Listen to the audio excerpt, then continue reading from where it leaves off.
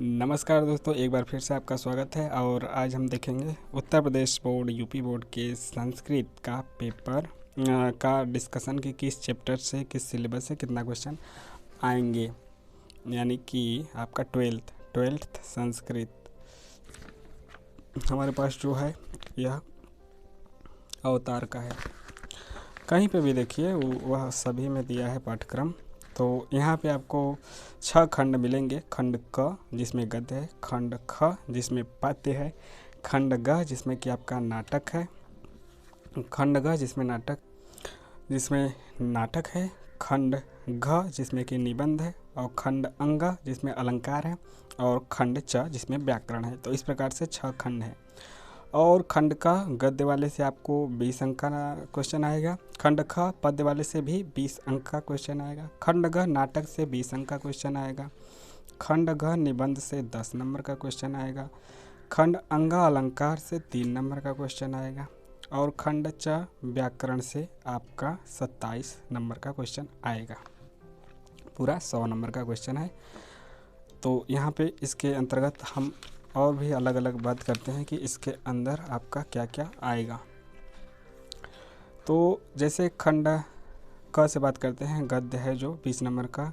इसमें चंद्रा पीठ कथा है गद्य में, और सा तु समुत्थाय महाश्वेताम से लेके आगंतव्यम इत्यादि व्यसर्जयत तक है। गद्यांश के आधार पे प्रश्नोत्तर होगा।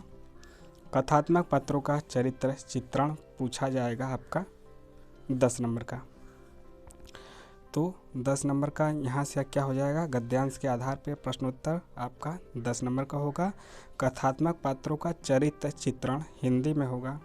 अधिकतम 100 शब्दों में लिखना होगा, यह 4 नंबर का होगा। रचनाकार का जीवन परिचय एवं गद्य शैली हिंदी या संस्कृत में लिख सकते हैं। अधिकतम अंक 100 है, यह भी आपका 4 नंबर का है। और अगला जो इसी में भाग है वह है संदर्भित पुस्तक से संबंधित बहुविकल्पी प्रश्न 2 नंबर का, यह 2 नंबर का है। तो 10, 4, 14, 4, 18, 2, 20। तो खंड क से यह आपका 4 भागों में इस प्रकार से बटा है। गद्यांश के आधार पर 10 नंबर।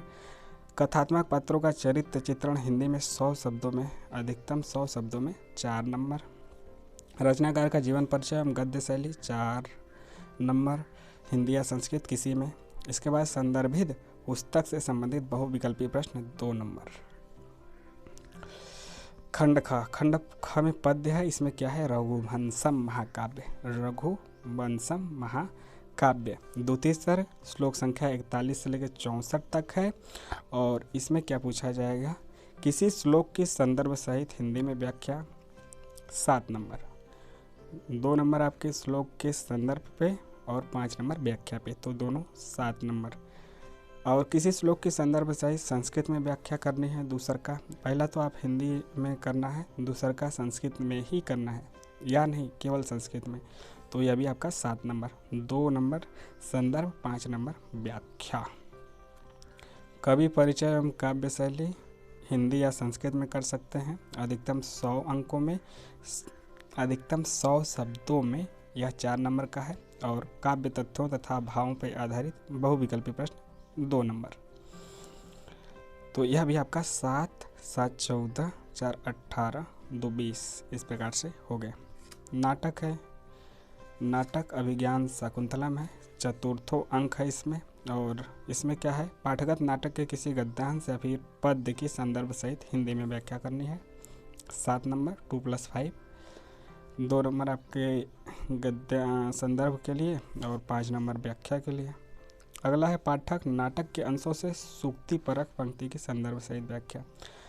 जो काव्यांश या फिर गद्यांश होते हैं तो वो 4-5 लाइन 10 लाइन के होते हैं, जबकि पाठगत सूक्ति जो होती है वो आपकी 1 या 2 लाइन की ही होती है। तो उसकी व्याख्या करनी होती है, 1, 2 बहुत होगा, 4 होगा। तो अभी आपका 2+5 7 नंबर का है। नाटककार का जीवन परिचय एवं नाट्य शैली हिंदी या संस्कृत में, अधिकतम अंक 100, यह भी 4 नंबर का है। संदर्भित पुस्तक से संबंधित बहुविकल्पी प्रश्न 2 नंबर का। इन तीनों खंडों में बहुविकल्पी प्रश्न है वह आपका 2 ही नंबर का है।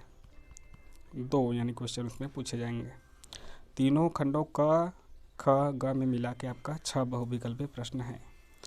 तो यहाँ पे आपका 7 7 14, 14 4 18, 2 20, यह भी 20 नंबर का हो गया। खंड क गद्य, खंड ख पद, खंड ग नाटक, तीनों आपका 20-20 नंबर का हो गया, 20 3 60। खंड घ जो है निबंध है, विभिन्न विषयों पर संस्कृत में निबंध लिखना है, 10 पंक्तियों में लिखना है, जैसे संस्कृत साहित्य, जनसंख्या, पर्यावरण, स्वास्थ्य, शिक्षा, यातायात के नियम, इसी प्रकार से अनेक आपको दे सकते हैं। उसमें देगा 4-5, जिसमें से आपको एक करना होगा, 10 पंक्तियाँ जिसमें लिखनी है और 10 नंबर का भी है, तो आपका 70 नंबर इस प्रकार से हो गया।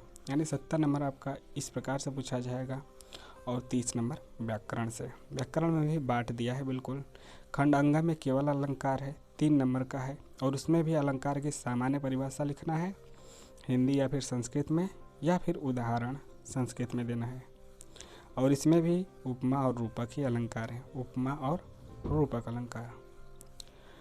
खंड च व्याकरण है, और व्याकरण में भी 8 भाग है, जिसमें कि अनुवाद, ऐसे हिंदी वाक्यों का संस्कृत में अनुवाद जहाँ उपपद विभक्तियों का प्रयोग हो, 8 नंबर का। कारक तथा विभक्ति 3 नंबर का। समास 3 नंबर, संधि 3 नंबर, शब्द रूप 3 नंबर, धातु रूप 3 नंबर, प्रत्यय 2 नंबर, वाच्य परिवर्तन 2 नंबर। कारक विभक्ति 3, समास 3, संधि 3, शब्द रूप 3, धातु रूप 3, प्रत्यय 2, वाच्य परिवर्तन 2। इस प्रकार से आपका 8 3 11 3 14 3 17 3 20 3 23 2 25 2 27, तो पूरे कंप्लीट हो गए 100। तो इस प्रकार से है आपका अंकों का बंटवारा 100 नंबर का।